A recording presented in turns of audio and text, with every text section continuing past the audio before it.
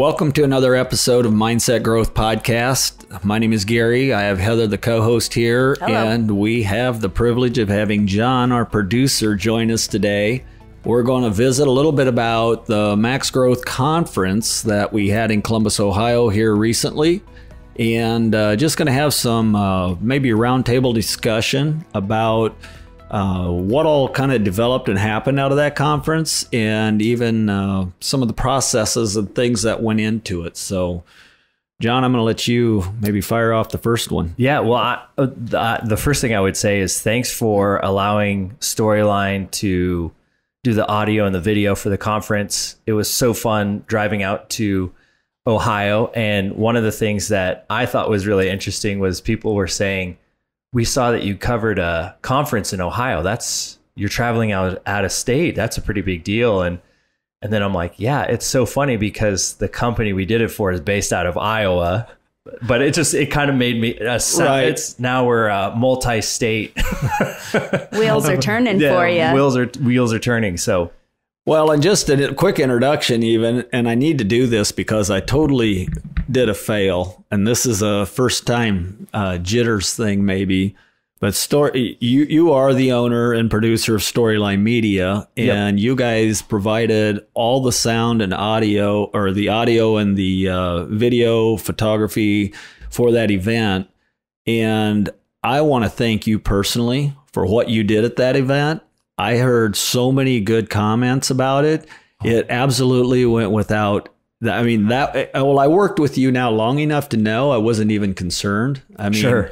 I think sometimes Heather had more stress than I did, but I've kind of learned to pass stress off onto other people. Yeah. But when it came to that piece of it, I just wasn't worried about it at all. And it went awesome. Thank you. It was a great experience. So I will plug Storyline Media. Thanks. That is. And to piggyback off of that, the AV list that I received from the conference center themselves, all of the stuff, I mean, you saw the list. Yeah, it was crazy. And the prices that they put on all of that. And you just coming through and saying, no, I've got it. I will bring it. We're going to make this happen. Yeah.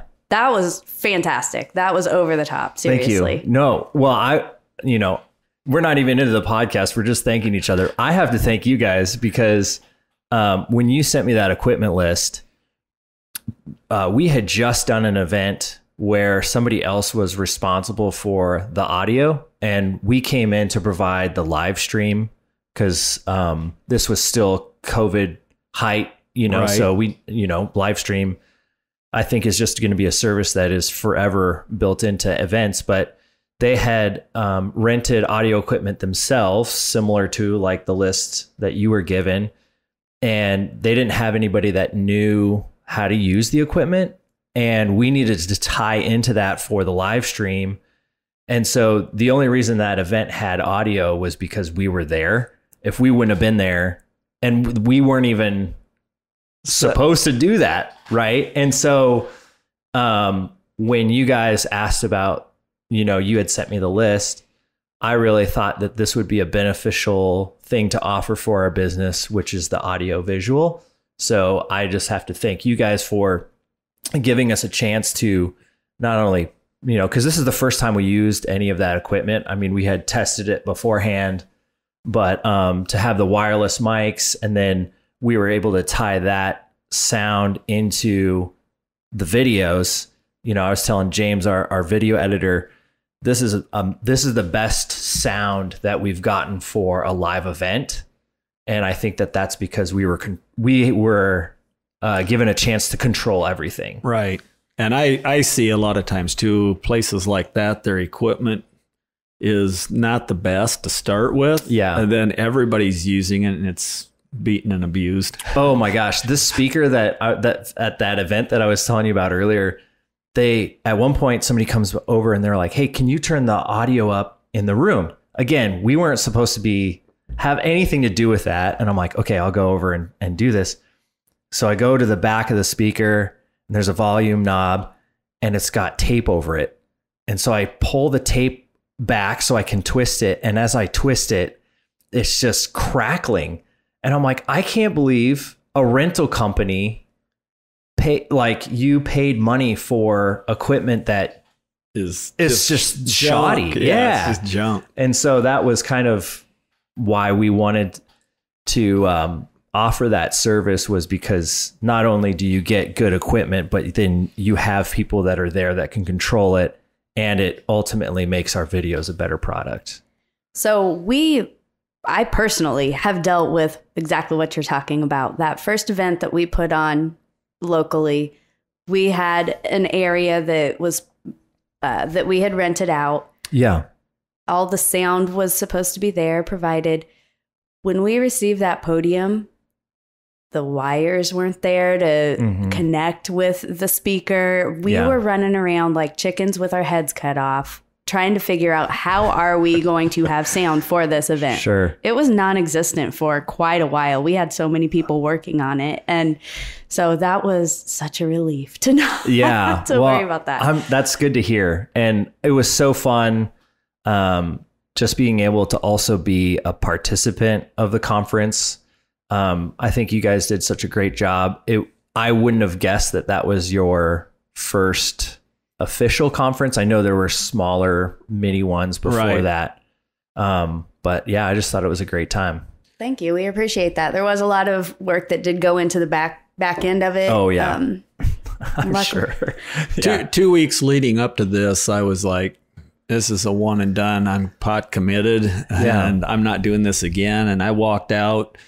I think by noon already, I was ready to fist pump and go, yep, this is a winner. This will happen again. And it's so many positive things have already come out of it that it's amazing. It's just opened so many doors and allowed us to meet and work with even a lot of new people. Yeah.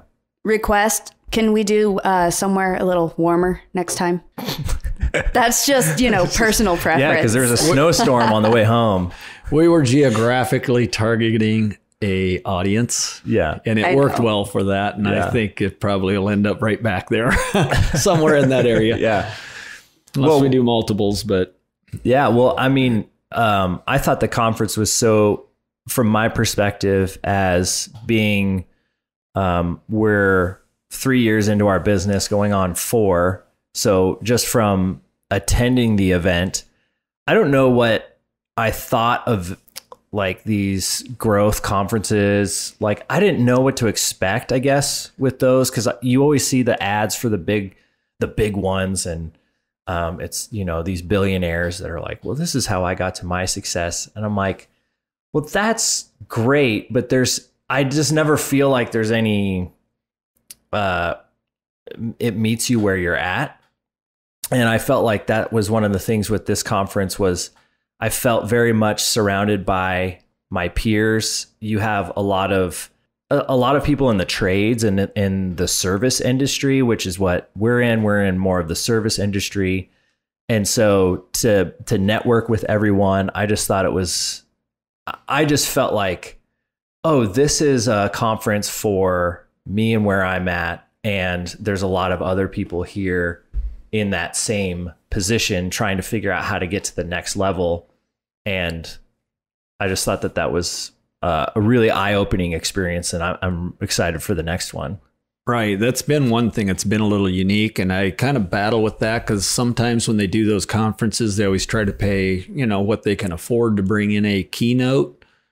And in our case, we really went the budget route and tried to just get people who kind of been in the trenches doing everything that we've all been doing. And I think it resonated really well.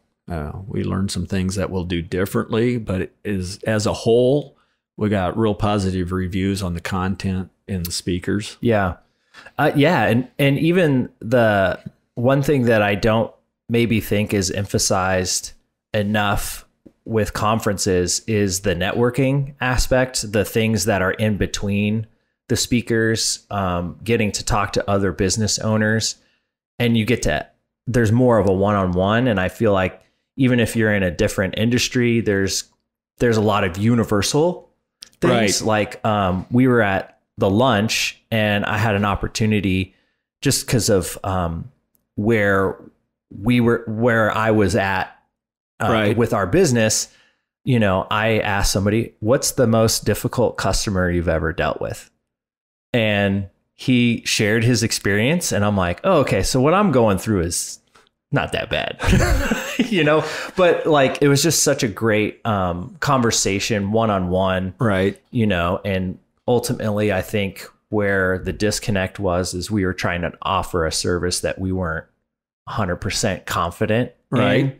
And so just even having somebody say, you gotta narrow down, what are you really good at? Right. And it just, so I think the networking is so powerful too. And that alone is worth the price of admission in my thinking.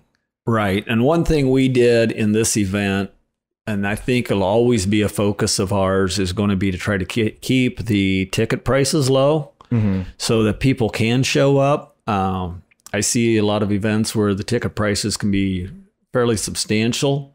And I suppose in some cases the market may drive that, but I would rather try to create a long-term working relationship and get people in there at maybe even levels that they can't afford a $500 ticket, but they can a $165 ticket. Sure. Yeah. And then the networking piece of it, I'm going to spin off a little bit. We've started doing these masterminds and just taking, and at this point it's just a group of men. I think with a matter of time we'll be doing it with women as well here. Yeah. With Heather and another coach, we'll be doing that. But we're doing it with these men, and what's happening is, it doesn't matter where you're at in your communities and your local circles, you're still experiencing a lot of things that are unique to you. I mean, you have a set of issues you face with your business, John, that some of the rest of us maybe don't, but somebody somewhere has. Yeah. And what we've had happen out of that, and I know even like the night before, that mastermind group that went on that experience in January met the evening before the conference. And out of that, we're going to start peer groups. And we're going to create a couple different peer groups and try to pair people up maybe with some personalities and some business strengths. Yeah. And they are wanting just more connection with people that maybe they might just on their drive home be able to call and do a 10-minute call with, or have a problem they're dealing with. Outside of having a business coach, they have, you know, just peers that they can relate to, because they're not going to probably relate to that. As you know, somebody who's maybe working at a company and has different job titles and experiences. So, yeah. But you're right about the networking. It's every time I do that, it's just, that's how I meet more people. Yeah. Yeah. Well, and the other thing that I thought was really interesting too was, I feel like that time frame, because it was in Ohio, so we drove out all the equipment. So we were on the road for 8 hours there and then 8 hours back. And so I just felt like that was a time where, you know, you can't answer emails or do anything in the car. So I was just really thinking about the business and where I want to take it. And then it kind of set me up for being in a certain mindset when the conference actually started. And I felt like, oh, these are really good takeaways. And then, you know, we ended up spending the night in Indiana because of the snowstorm. Right. But even that was cool, because then that night I'm like writing all this stuff down. Like, I don't want to lose these thoughts. And I'm glad I did that, because, you know, once we got back, you just dive right back into business. Yeah, that's easy to do. Yeah. And so, anyways, I love the getting away part of the conference, where you almost separate yourself from the business, and you can really process your thoughts and think through how you know, because that's the biggest part with conferences, I feel like, is finding the implementation. Right. And it gave you that space where you could actually piece it together. Yep. I agree with that a lot. I traveled last year at least once a month. This year, I'm not doing it quite as much. We've restructured some things. Just I have other time constraints that it doesn't allow. But you're exactly right. and there's really even science behind it, but just that driving down the road, having a broad field of vision in front of us, it just generates thoughts. And our mind just starts to really open up and become more creative. And then that's a lot of times, I mean, I've got a speaking engagement coming up here in a few weeks, and I was on the phone a lot traveling because I was traveling yesterday, but I got home and I sat down this morning and in about 15 minutes pretty much wrote the whole rough draft. Oh, nice. And it was just things I was listening to, things I was thinking about. I had a couple conversations about what was going to happen there. And for me as a creative person, when I do something like that, when it hits, I better grab a pen and start writing. And if I sit down to do it, I can sit there an hour and nothing happens. But it's just once it hits, I know I'm learning to know that about myself. So we all function in different capacity. And to what you said, one of our speakers actually addressed that. He said, take notes, take lots of notes, because when you guys go home and you're back into it, you're back into business, your day to day, these amazing thoughts and revelations that you're having right now, they can be very fleeting. Sure. So get back to that, get back to your notes, go back through them. And, oh yeah, I did have that moment that it really clicked. I need to work on that more. Yeah. Yeah. And the nice thing too, is that we recorded everything. So if people want to go back, it'll be available soon on your website. And we'll have a lot of good content coming up on that part of it, which is another reason we enjoyed having you there. And one thing we wanted to do is have that to share with other folks too. So one question I had for you is, because I talked to Reggie Miller, who helped put on the conference a lot too, and when we were going through some of the things that we would do differently next year, they really did seem pretty minor. Like, oh, maybe we'll do this in between. And so I was just curious from your perspective, like, I mean, that just has to be such a huge win. Did you feel like there were huge things from your perspectives that you would change for next time? Not huge things. There will be changes on some things. I realize that even the time needed between speakers is a little more than what we had. And probably some breaks need to happen a little bit more. And there was like little things like that. Because when it got down to it, we really were just packing speakers in. We didn't have time to go through any, recognize, say, sponsors and other things. Right. And that's something that will certainly change. But big changes, not really. They're just little tweaks I think we're going to make. Yeah. I think maybe just the timing, maybe how much time was allotted per speaker. We probably need to work harder on dialing that in. But other than that, really, I mean, there were some small, minor things like, no, we wanted coffee service. There's no coffee in here. Let's get on that. Yeah, that was... Or, but that's just better communication with the hotel itself. But they did a great job. They really did. The space was, I'd say, about perfect for the amount of people we had. It was. It was. The space-wise, it was a good fit. And I felt like that was very adequate for us. But. Yeah. Well, I think it's, just from, again, my perspective, I just think that watching everything unfold is just, I feel privileged to be the fly on the wall of seeing your business evolve into business coaching, but then also events only within a short matter of time. Is it going a little bit faster than you thought, or what's in the mind of Gary Bontrager is what I'm asking. Okay. How much time do we have? Yeah. I'll try to. I'm learning to be. No, I'm learning to be a little more concise and maybe on point with that. What's interesting is in 2019, I really just and probably have shared this maybe before, but I've really got into this out of encouragement from a business coach I had, and I still have, and he was at that event. And my thought at that point was I could probably manage working with 2 to 4 clients and they would cycle through like in a six or 12 month process. Mm-hmm. And here I am now, really 3 years later, and I still have my first, second, third, fourth, and fifth client, and we're still working with them. That's awesome. And at the end of just the first partial years, I'm setting goals for the next year. You know, I probably didn't push it very hard that year, but we had well over 100%. Well, we had about 300% growth. But, you know, again, we started small. Right. And at that point that's the point it began to take some shape for me in my mind. And because of other business interests, I hadn't had any intention of growing it. And when that happened, I began really trying to network and pull some other folks in to work with me because I could see this thing was going much faster. Mm-hmm. And, well, I should say it was growing much faster and it had much more potential than I realized.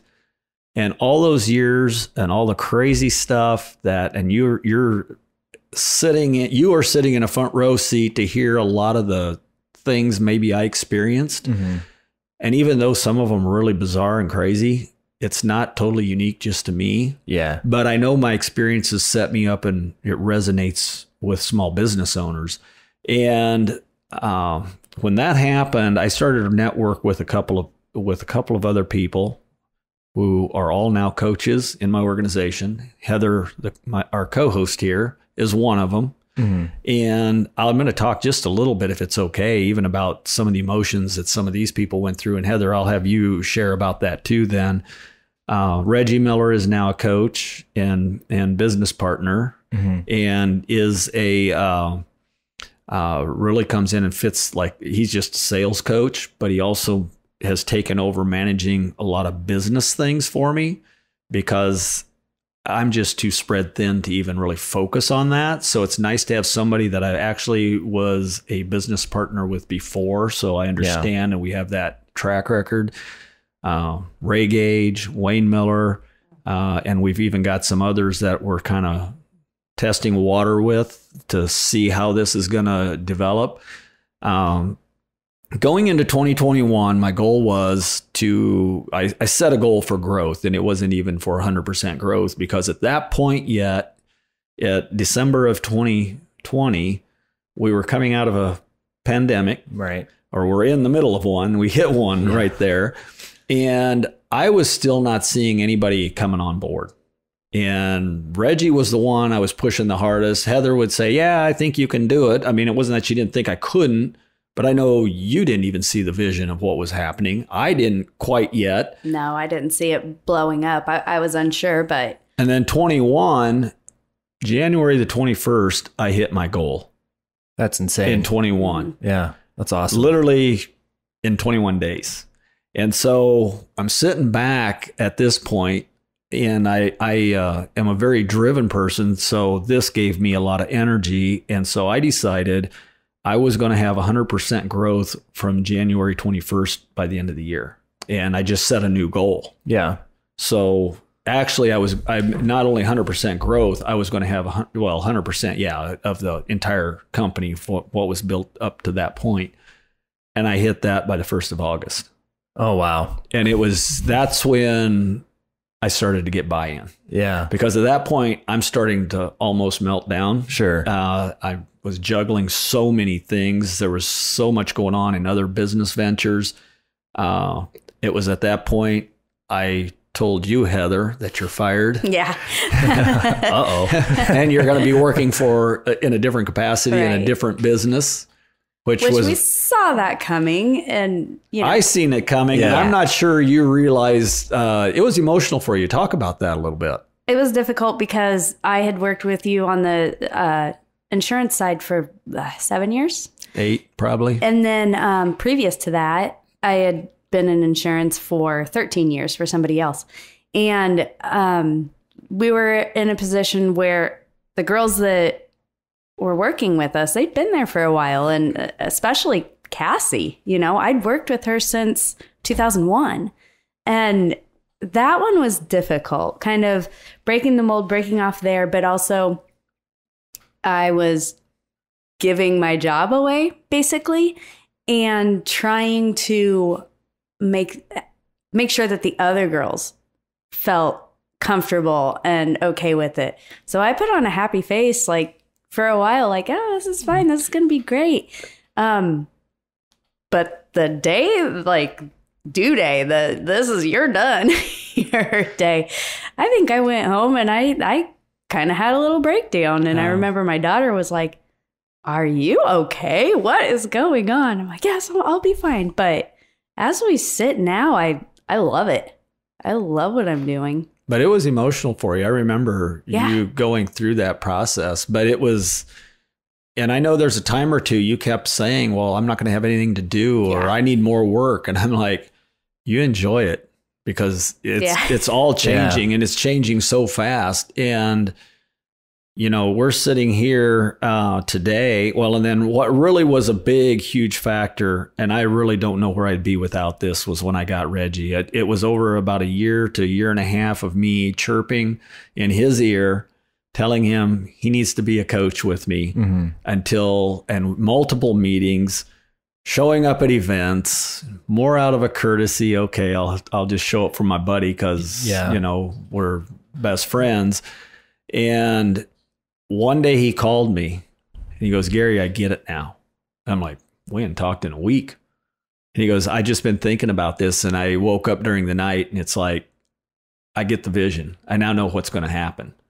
And it was at that point, once he came on, it was like it even relieved you, Heather, a lot in a lot of ways. It created some confusion because where do the roles mesh? But, you know, it was like all of a sudden this was just bigger than my idea.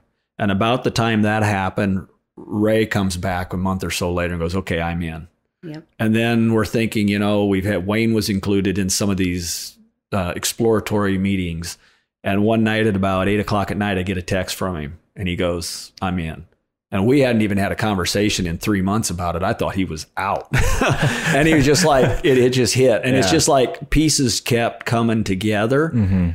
And clients kept calling. Like last year, I had a goal to onboard a client every month. I'm doing that almost every week now. And it's just, we set a goal this year for 200% growth. We're halfway there. Yeah. But I will say, I think that conference, though, was a good turning point, too. I think it cemented coaches. Yes. It gave them confidence. It cast vision. Clients saw that where, you know. Well, we'll have Ray on here probably on our next one because I want to do an introduction. I want him to talk about his story because he's an incredibly intelligent individual. And he also has an insurance agency background. And 4 or 5 years ago, he sold his agency. And he kind of did it out of burnout a little bit. And then he's really feeling burnout. And it was at that conference that he called me on the way home or maybe the following day and just thanked me and said, Gary, this is the first time I've had fun doing work in 10 years. That's cool. I didn't realize how burned out and unfulfilled I felt because I can write policies for people all day. Yeah. But I no longer feel the challenge. I don't feel like I'm helping them anymore. It's like that's gone. And so when that happened, and then I think with Wayne even seeing how the excitement of some other people is kind of what pulled him in as well. So to me, it's mind blowing. I now can see we're only sitting at the tip of the iceberg. Sure. I mean, this thing, I expect totally to blow the goals out this year again. I'll be shocked if we don't hit them and go much beyond that. But yeah, just to circle back on your goals, just out of curiosity, were your goals onboarding clients? Was that the goal, or was it income goal? If you don't mind sharing a little bit. I don't mind at all. The onboarding the clients is really a moot point. One thing I know is I'm not driven by money. However, the lack of money obviously can be right next to oxygen, but it's not like I realize I'm not a greedy person, but it's also been a poor service to have that in me over the years, because I tend to not always, when I was younger, to not manage a business correctly because I wouldn't focus on the money. I focused on the customer service. Sure. So what I now know is there's 2 aspects that are extremely important in business. And, you know, you need to have the sales side of it and make money, but you also have to have a product. And there's a balance with that. And in business, as you know, the only way we can measure things is with money. Right. And, you know, in sports, we have scores, we have goals, you know, how many goals did you score? How many points did you put up? Things like that. But really in business, the only thing we can measure is money. So when I set goals now, the primary one is, of course, gross sales or income. And then, of course, we have net goals as well, at what percentages we want to be. And as far as the onboarding the clients and that, I don't even really share those. I just kind of get going and I'm like, okay, I got 2 this week. That gives me 1 week off. I get, you know, for a little bit of a slush, but I've got to get another one right away. And then, you know, that's just kind of a personal sales thing that I break down into smaller packages. I know there's going to be weeks I'm on vacation and things like that. Because at this point, I'm still doing all the onboarding, but. Got it. So. Yeah, I was just curious. Thanks for sharing. Yeah, no, it's, and I'm not saying it's the right way, but when I do help clients set goals, we always go with a gross number, but I always try to build in a net because we've worked with clients that have had tremendous gross sales, but if you're at a 1% net or a negative, you're still going broke. The next one may be sitting there and, you know, they may have just the type of business may have a heck of a net margin, you know. Sure. So we really have to focus on businesses and things. Yeah. I will go one other thing. There's a couple other things that has happened with this. We've built out a lot of other services beyond just personal business coaching and sales coaching and the one-on-one and doing some of these conferences. One thing is that we run into a lot with clients is an HR portal, and we have one up and running now. And Heather, I know you work with that a lot in onboarding clients. In that same platform, we do a lot of employee handbooks. We do job titles, job descriptions. And so it all ties back in. There's, of course, price points for that. We do DISC personality assessments. So when people are onboarding clients, again, Heather does all of that. So maybe you want to talk about that a little bit. Yeah, this is one of those things that really just blew up since a conference also. We've onboarded about 100% of the clients that I have presented the HR portal to. They have signed up for it. They see the use in that. The DISC assessments, I have so many of those out there right now. It's insane, and people are loving it. I had 2 new ones that we just onboarded that I did an assessment with the both of them yesterday, actually. And one of them had quite a bit of experience in DISC. He had done some of his own training. And he said there were just moments in that conversation where the brothers looked at each other and they're like, yeah, I guess I've never talked to you about this before. And it was such a jumping point for them. I gave them homework, like, okay, this is what I think you need to work on. But yeah, those things are definitely picking up. Yeah. So. Yeah. Well, and I think one thing, just, you know, again, from my fly on the wall perspective, is it's so fun to see you and the team helping people grow while you are also growing, and to some degree in the same boat as a lot of other businesses that you work with. So it's fun. I always love seeing a business that's practicing what they're preaching. So I just think that that's really cool and what I admire about the consulting. It's interesting you bring that up because we do talk about that at times. We're like, okay, we've got to really dial this in because we get so busy ourselves. Sure. And we're like, we got to get back and have a meeting and make sure we've got this piece on track because that's what we're telling others to do. Oh, yeah. The big thing right now is the job descriptions because our clients are asking us for that daily. Oh, almost. Yeah. And, you know, it was Gary and I, and now it's, you know, we're bringing on more people and assistants. It's like, okay, we have to make time, sit down and make our own job descriptions out now because this thing is just, it's getting bigger, you know? Yeah, for sure. Yeah, I actually had somebody that I used to do work with, and they hired somebody full-time for that creative position. They called me and they were having issues.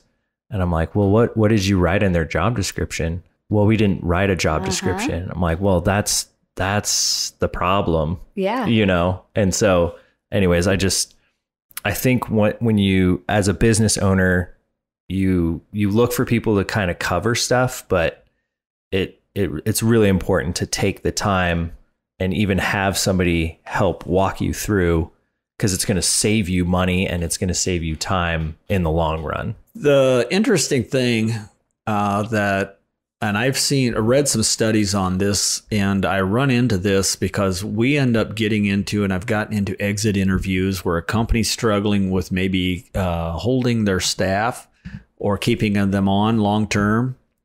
And when I started doing exit interviews, every time they either felt they were being underpaid for the responsibilities and duties they had, or they were doing so much more than what was asked of them and not being paid for it. But it was always between pay and what was expected of them.